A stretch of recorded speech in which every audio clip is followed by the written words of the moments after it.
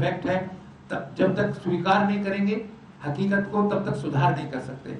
इसलिए हम तो सुधार के लिए प्रयत्नशील है और माननीय मुख्यमंत्री बच्चों के मामले में इतने अधिक संवेदनशील हैं कि वो बहुत परेशान भी होते हैं जब ये सब पता चलता है। तो वो उन्होंने स्पष्ट कहा है कि कोई भी काम करना पड़े हम लोग करेंगे, लेकिन ये कुपोषण भी खत्म होना चाहिए और इन शहरिया जो कौम है आदिवासियों की उनको सुविधाएं भी मिलना चाहिए।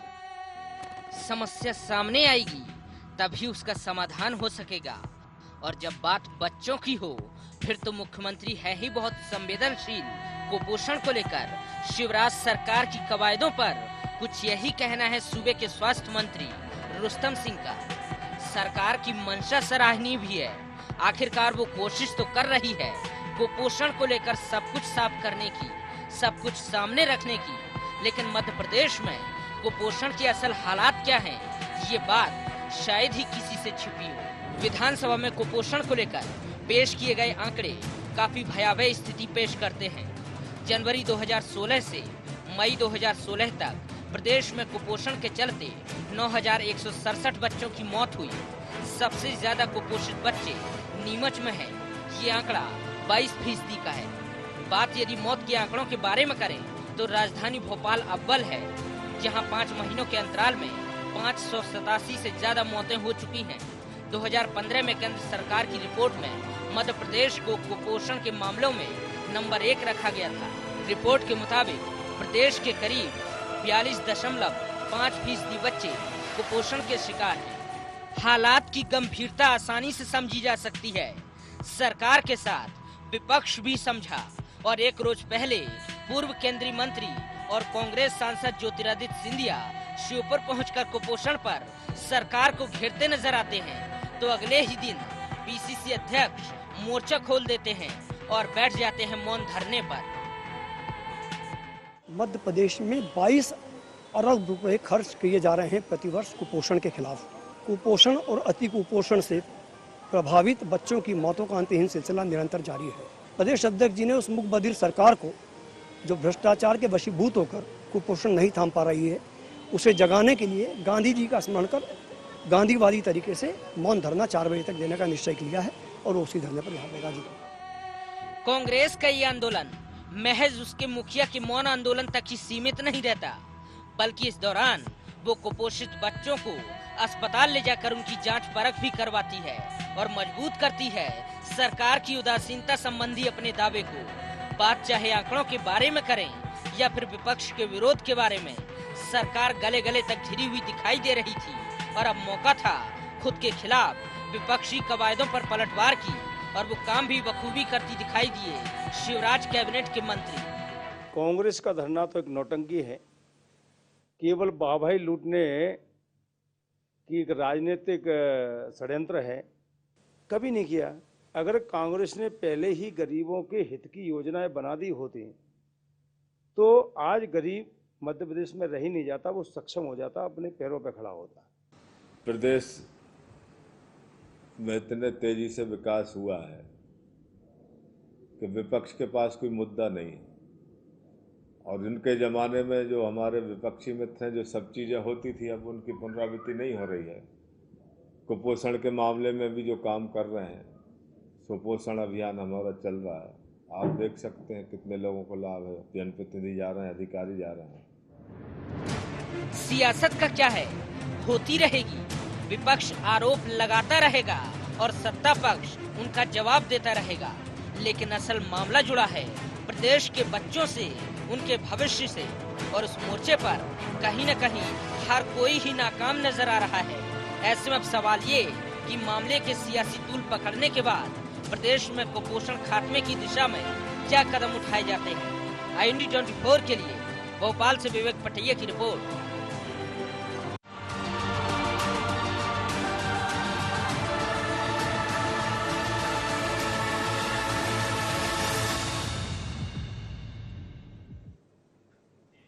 नमस्कार, IND एजेंडा में आपका स्वागत है। मैं हूं आपके साथ नाजनीन नकवी। चर्चा को आगे बढ़ाएंगे, रिपोर्ट पर बात करेंगे, लेकिन उससे पहले नजर एजेंडा पॉइंट्स पर। क्या मध्य प्रदेश में राजनीति की भेंट चढ़ रहा है कुपोषण का मामला? क्या ये सियासी बवाल कुपोषण के खात्मे में सहायक साबित होगा? क्या कुपोषण के मामले को लेकर सरकार बैकफुट पर चली गई है? क्या कुपोषण के खात्मे के लिए नई कार्य योजना बनाने की जरूरत है? तो यहाँ पर कुपोषण के खात्मे की बात की जा रही है। अगर देखा जाए तो विपक्षी पार्टी यहाँ पर हमलावर होती नजर आ रही है। चर्चा के लिए इस वक्त हमारे स्टूडियो में मेहमान मौजूद हैं। सबसे पहले उनसे परिचय करा देती हूँ। इस वक्त हमारे साथ सामाजिक कार्यकर्ता प्रशांत दुबे हैं, साथ ही कांग्रेस से जेपी धनोपिया हैं, भाजपा से चेतन सिंह हमारे साथ हैं और साथ ही प्रबंध संपादक राघवेंद्र सिंह हमारे साथ बने हुए हैं। सबसे पहले चर्चा की शुरुआत मैं धनोपिया जी आपसे करना चाहूंगी। जिस तरीके से इस पूरे मामले को लेकर अगर देखा जाए प्रदर्शन किया जा रहा है, एक तरफ अगर बात की जाए खुद सरकार की लिए बात अगर की जा रही है, आप मूक बधिर बता रहे हैं सरकार को, और दूसरी तरफ मौन आंदोलन किया जा रहा है। क्या लगता है इसके बाद सरकार की नींद टूटेगी? नाज़रीन जी, बात बिल्कुल सही है कि भारतीय जनता पार्टी की सरकार एक गूंगी बहरी सरकार की तरह है। जब आवाज़ नहीं सुनती तो मौन की आवाज़ क्या सुनेगी। लेकिन चूंकि कांग्रेस पार्टी गांधी जी के सिद्धांतों पर चलने वाली पार्टी है, गांधी जी का हमेशा एक था कि जब कोई व्यक्ति अगर बात नहीं सुनता है तो मौन सबसे बड़ी बात होती है। और मौन की भाषा मैं समझता हूँ हर व्यक्ति, हर प्राणी समझता है। बड़ा दुर्भाग्यपूर्ण पहलू है कि मध्य प्रदेश के अंदर कुपोषण जैसी महामारी की स्थिति बनी हुई है और सरकार को पता ही नहीं है कहाँ कितने बच्चों की अकाल मृत्यु हो गई है। सरकार को पता ही नहीं है कि किस जिले में कितने कुपोषित बच्चे हैं। सरकार को पता ही नहीं है कि इस वर्ष में अभी तक कितने अकाल मृत्यु हो चुकी है। और स्थिति ये है कि अभी श्योपुर में जो घटना हुई उसमें 19 बच्चों की अकाल मृत्यु के बाद में सरकार जागी। सरकार को हमने बार बार चेताया, कोई इलाज नहीं। प्राथमिक स्वास्थ्य जो केंद्र हैं वहाँ पर भी उपचार नहीं है। आज स्थिति यह है कि हमारे प्रदेश अध्यक्ष आदरणीय अरुण यादव जी ने एक मौन प्रदर्शन किया, कुपोषण की बात को स्पष्ट किया कि प्रदेश में कहाँ क्या हो रहा है। और श्योपुर से करीब 1 दर्जन वो कुपोषित बच्चे जो उनके रिकॉर्ड पर नहीं है, जिन्हें इलाज ही नहीं मिल रहा है, जिनको तरह तरह के बहानों के साथ में हॉस्पिटल से लौटा दिया जाता है, कभी उनका डेट ऑफ बर्थ मांगा जाता है, कभी कुछ और मांगा जाता है, उन बच्चों को आज भोपाल लाया गया और उन बच्चों को रेड क्रॉस हॉस्पिटल भर्ती कराया गया।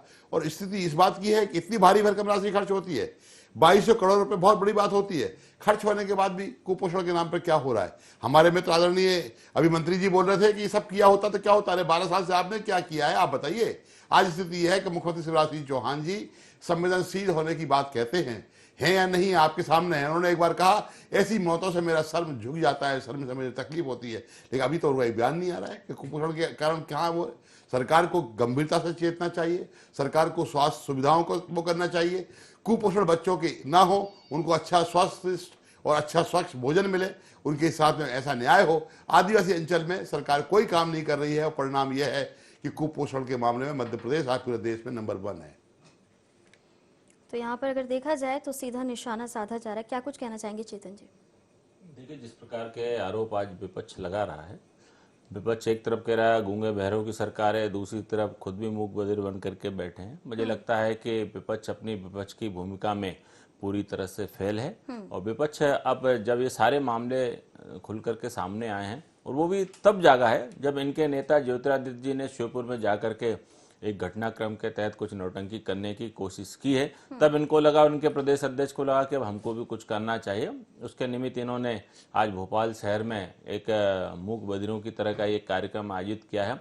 मुझे लगता है कि कांग्रेस केवल माननीय मुख्यमंत्री शिवराज सिंह चौहान जी को बदनाम करना चाहती है।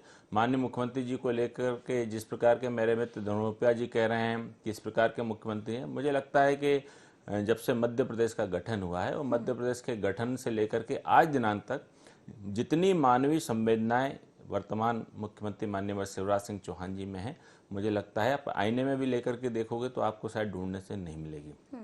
गरीबों की चिंता करने का अगर किसी ने संकल्प लिया है, किसी ने अपने जीवन का अगर त्याग गरीबों की सेवा के लिए किया है, तो माननीय शिवराज सिंह चौहान जी। ये मैं मध्य प्रदेश के नाते नहीं, आज हिंदुस्तान के अनेक राज्य माननीय मुख्यमंत्री जी की इस बात के लिए, चाहे वो पक्ष के हों चाहे विपक्ष के हों, वो तारीफ करते हैं। अभी नीति आयोग की बैठक में पिछली बार जब बैठक हुई थी दिल्ली में, 17 प्रांतों के मुख्यमंत्रियों ने माननीय मुख्यमंत्री जी से कहा था कि गरीबों की जो योजनाएं आप बना दो उस पर हमारे शहर से स्वीकृति है। 17 राज्यों में भारतीय जनता पार्टी की सरकार नहीं है। आखिर वे विभिन्न मतों के, विभिन्न विचारधाराओं से आने के बाद भी माननीय मुख्यमंत्री जी के कार्य प्रणाली से संतुष्ट हैं, तभी तो इस प्रकार की बात करते हैं। अब जो कुपोषण की बात है, इस मध्य प्रदेश में आज दिनांक तक 4,906 कुल आंगनबाड़ियां काम कर रही हैं और इन 4,906 में ही माननीय मुख्यमंत्री जी ने मानदेय के आधार पर 4,906 कार्यकर्ताओं की नियुक्ति की पिछली कैबिनेट में स्वीकृति दी है। वहीं इनके पर्यवेक्षण की भी आवश्यकता महसूस की और मध्य प्रदेश शासन ने 196 पदों के नियमित वेतनमान पर उनकी स्वीकृति प्रदान की है। मैं माननीय मेरे धनोपिया जी से कहना चाहूंगा कि आप 2003 से 2005 से लेकर के वर्तमान के अगर आंकड़े उठा करके देख लें, पहले बच्चों का वजन प्रति 1000 बच्चों पर कितना था, पहले बच्चों की मृत्यु दर क्या थी, पहले बच्चों की मृत्यु दर 93 थी 1000 पर, 30 पर आकर के रुक गई। पहले कम वजन का औसत 60 था, आज वो 28 पर आकर के रुक गया। हमारी सरकार के मुखिया ने, हम ये नहीं चाहते कि भारतीय जनता पार्टी की सरकार है तो किसी के साथ भेदभाव, लेकिन सरकार के मुखिया ने जब लगा कि तीनों एजेंसियां काम करने में कहीं ना कहीं भ्रष्टाचार में लिप्त हैं, उनका कार्यकाल 2017 तक का था, माननीय मुख्यमंत्री जी ने तीनों एजेंसियों को तत्काल प्रभाव से भंग करके स्वायत्तता समूह और स्वायत्तता समूह के काम में भी इस बात की उन्होंने बिल्कुल अगर एक सेकंड रुक जाइए।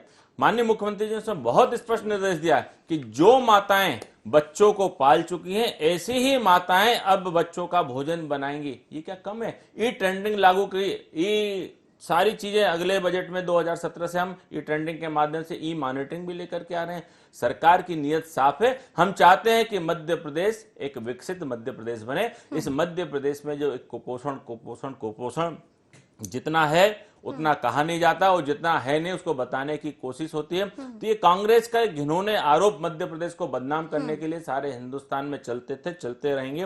मैं तो इतना ही कहना चाहता हूं मेरे मित्र से कि जख्म देकर ना पूछा करो दर्द की शिद्दत, दर्द तो दर्द होता है, छोटा क्या और बड़ा क्या। इस मध्य प्रदेश को अगर दर्द किसी ने दिया है तो सारा मध्य प्रदेश जानता है कि कांग्रेसियों ने कितना इस मध्य प्रदेश को दर्द दिया है।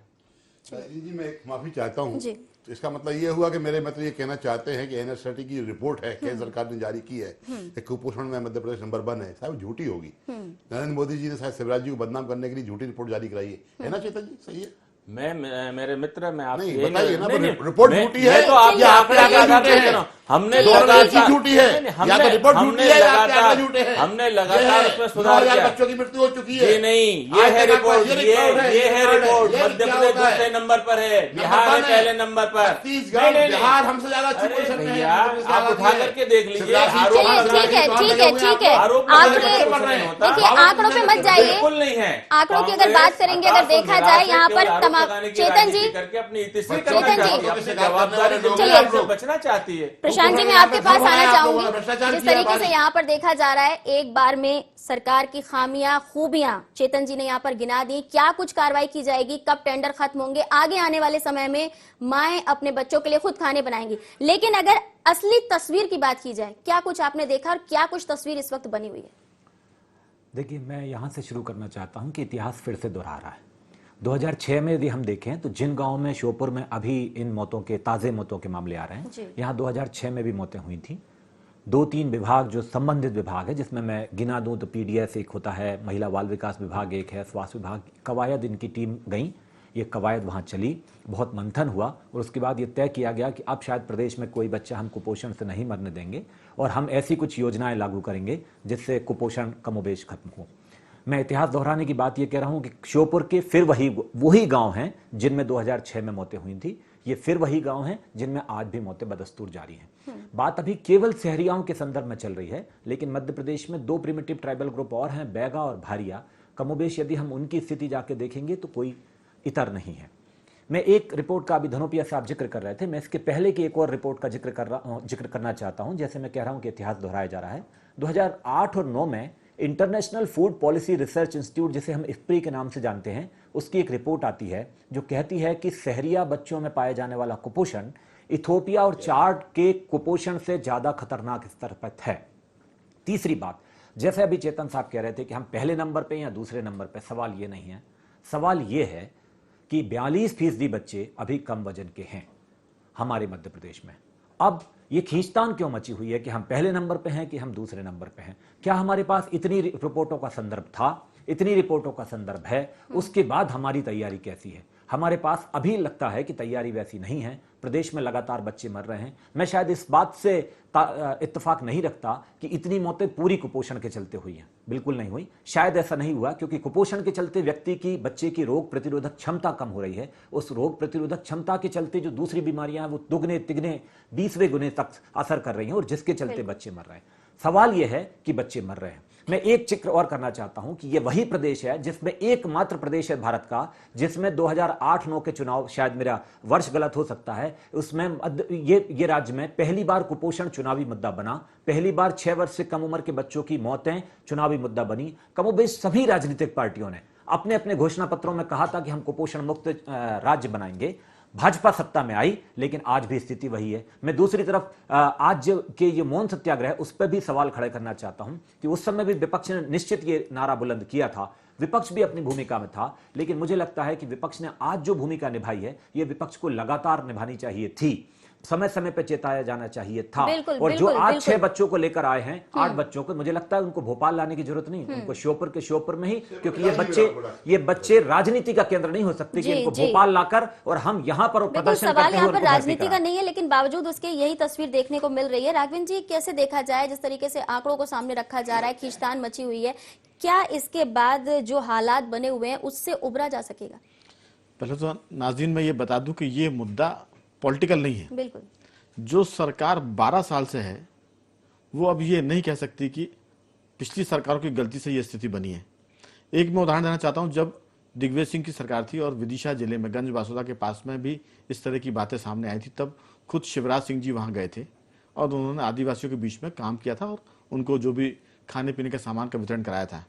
तो 12 साल की सरकार, एक व्यक्ति 10 साल से अधिक मुख्यमंत्री रहे, लगातार संवेदनशील है। हमें इस बात से कोई इनकार नहीं कि वो संवेदनशील है और ज़्यादा हो जाए, लेकिन दूसरी बात जो जनता की तरफ से है, बच्चों की तरफ से है कि आप लाख संवेदनशील ना हो, आप बिल्कुल संवेदनहीन हो जाइए, लेकिन बच्चों की मौतें नहीं होनी चाहिए, बच्चों का कुपोषण नहीं होना चाहिए। आंकड़ों की बाजीगरी में हम जाएंगे तो बहुत दिक्कत हो जाएगी, लेकिन मैं सिर्फ 2 बातें कहूंगा, 2 आंकड़े बताऊंगा। राष्ट्रीय स्तर पर जो प्रति 1000 बच्चों का कुपोषण या मृत्यु दर है वो 26 है। मध्य प्रदेश में ये आंकड़ा 52 है, जो कि 2013 में 54 था। सिर्फ 2% की कमी आई है, लेकिन मेरा 2% नहीं, 54 से 52 पर आया है। लेकिन सीधी सी बात यह है कि अगर हम संवेदनशील हैं तो संवेदनशील हमको दिखना चाहिए, हमको दिखना पड़ेगा। ग्राउंड रियलिटी ये है जो आंखें खोलने वाली है कि हम बातें बहुत अच्छी कर रहे हैं, सरकार बहुत अच्छी है, सब चीजों की बहुत तारीफ हो रही है। चेतन जी जो कहते हैं पूरी जनता उनसे इत्तेफाक रखती है, तभी तो दोबारा वो जीत कर आए, तभी तो वो 30 बार जीत कर आए। लेकिन आंकड़े बताते हैं कि जनता के प्रति, बच्चों के प्रति सरकार की लापरवाही है और सरकार की लापरवाही का ठीकरा सरकार पर ही फूटेगा। आप 2003 के पहले की सरकारों पर नहीं फोड़ सकते, क्योंकि अगर ऐसा करेंगे तो आप जिम्मेदारी से बच रहे हैं, कहीं ना कहीं जिम्मेदारी को खिसका रहे हैं। बिल्कुल। चेतन जी क्या कुछ कहना चाहेंगे? देखिए, निश्चित रूप से जो आंकड़े आए हैं, आज भी मध्य प्रदेश में काम करने की बहुत आवश्यकता है और सरकार लगातार निरंतर इसके लिए प्रयासरत है कि इस प्रकार की जो घटनाएं हमारे सामने आ रही है, वास्तव में मानवता पर आज भी एक प्रश्न चिन्ह, कलंक है। लेकिन हम सबको मिलकर के लड़ना होगा। केवल आरोप प्रत्यारोप की राजनीति करके हम सोचें कि हम सरकार में हैं तो हमारी जवाबदारी उनकी नहीं है, तो ऐसा नहीं है। मुझे लगता है कि रिपोर्ट में बहुत सी चीज़ें और भी कही गई हैं। कहीं ना कहीं बुंदेलखंड को लेकर के भी उस रिपोर्ट में इंगित किया गया है कि बुंदेलखंड से संबंधित जो क्षेत्र है वहाँ पर इस प्रकार की घटनाएं बहुत हैं और इसमें लेकर के जो उन्होंने कारण दिए हैं उसका बहुत मुख्य कारण है कि प्रसव के पूर्व जो महिलाओं की देखभाल होना चाहिए वो नहीं होती, वो उसमें रुचि नहीं लेती। जो टीकाकरण होना चाहिए उसमें उनकी कोई रुचि नहीं। जो पौष्टिक आहारों का वितरण है, वितरण तो सरकार अपने स्तर पर आंगनबाड़ियों के माध्यम से करती है, लेकिन वो वितरण कहाँ चला जाता है, कैसे चला जाता है, उसका कहाँ मिसयूज होता है, हमको नहीं पता।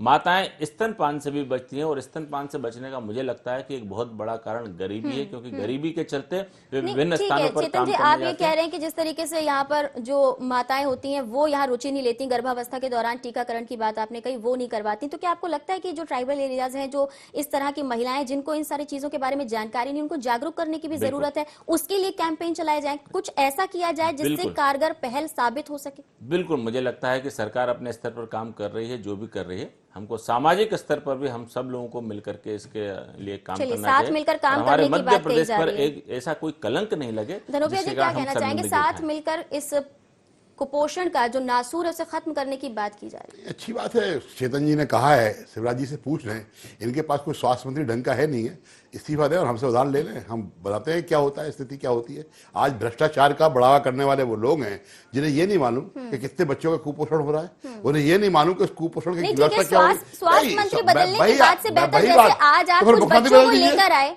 कुछ बच्चों को भोपाल लेकर आए, उनके इलाज की बात की जा रही है, उनको सहारा देने की बात की जा रही है, ऐसा भी कुछ किया जा सकता है। उन बच्चों को वहां पर इलाज नहीं मिल रहा है, स्वास्थ्य केंद्र से पुलिस उनको नकार दिया गया है, कहीं उनसे कहते हैं डेट ऑफ बर्थ का सर्टिफिकेट लाइए, कहीं उनके परिवार का राशन कार्ड लाइए, और बच्चों को इलाज नहीं मिल रहा, इसलिए उनको आज यहाँ पर 1250 में भर्ती कराया। और आपको सुनकर बहुत दुख होगा, और 6 बच्चों की स्थिति ये रही कि यहाँ डॉक्टर ने उनको चेकअप करने के बाद कहा कि 4th स्टेज का कुपोषण है, 4th स्टेज, जिसमें कि परमानेंट कुछ ना कुछ बच्चों के साथ में होना तय है। नहीं वो ठीक है धनुप्रिया जी, आप मतलब नहीं समझे, हमारा मतलब ये कि कंधे से कंधा देने की बात की जा रही है, साथ खड़े होने की बात की जा रही है। जिन बच्चों को आज आप लेके आए, ऐसे और भी कई बच्चे हैं जिनके इलाज में सहयोग दिया जा सकता है। हम तो करेंगे, हम पूरे प्रदेश के अंदर जिन बच्चों को इलाज नहीं मिल रहा उनको इलाज उपलब्ध कराने की व्यवस्था करेंगे, अपने खर्चे से करेंगे, कांग्रेस पार्टी अपने पास से करेगी, निश्चित करेंगे। लेकिन सरकार के लोग जो बैठे हुए हैं, जो कह रहे हैं कांग्रेस के टाइम पर हुआ ये हुआ, सारी बातें छोड़ दे। इथोपिया की बात जो प्रसाद जी ने कही वो सही है कि मध्य प्रदेश की चलिए प्रशांत जी से पूछ लेते हैं कि कवायदों में क्या कुछ अभी जरूरी उनको लगता है। प्रशांत जी। नाज़नीन जी, मुझे 2-3 बातें बहुत स्पष्ट रूप से लगती हैं। एक तो यह है कि जो 3-4 महकमे इसके साथ सीधे सीधे जुड़े हैं, उनको एक साथ आने की बहुत जरूरत है। हम देखते हैं कि भोपाल के स्तर पर समन्वय तो दिखता है, लेकिन जमीन तक जाते जाते ये समन्वय टूट फूट जाता है, छिन्न भिन्न हो जाता है। तो एक तो ये महत्वपूर्ण तरीके से किया जाए। जैसे अभी रुस्तम सिंह जी के हम कई बार बयान देख रहे हैं, तो वो कई बार मानते हैं कि कुपोषण से मौतें हुई हैं, मान लीजिए, लेकिन महिला बाल विकास मंत्री का अभी तक बयान ऐसा बहुत स्पष्ट नहीं है कि कुपोषण से मौतें नहीं है। तो ये 2 विभागों के बीच में या 3 विभागों के बीच में ये जो मामला झूलता है, मुझे लगता है एक तो इसे एड्रेस किए जाने की बहुत जरूरत है। दूसरा, हमें 2 तरह की रणनीतियों पर काम करने की जरूरत है। एक तो व्यापक रणनीति, जिसमें हम बहुत व्यापक रूप से देखें 5 साल 10 साल में हम कैसे इसे खत्म कर सकते हैं, लेकिन कुछ तात्कालिक जरूरतें हैं जिनको हमें तुरंत किए जाने की जरूरत है। जैसे पोषण पुनर्वास केंद्रों पर बच्चे पहुंचे। अभी यदि श्योपुर की घटना के पहले की हम स्थिति देखें तो ये पोषण पुनर्वास केंद्र कमोबेश खाली पड़े थे, लेकिन आज स्थिति यह है कि हमें अलग से नए नए बेड्स लगाने की जरूरत पड़ रही है, और इस तरह के हाल हुए। इस तरह के ना होते हुए रेगुलर तरीके से कैसे किया जाए।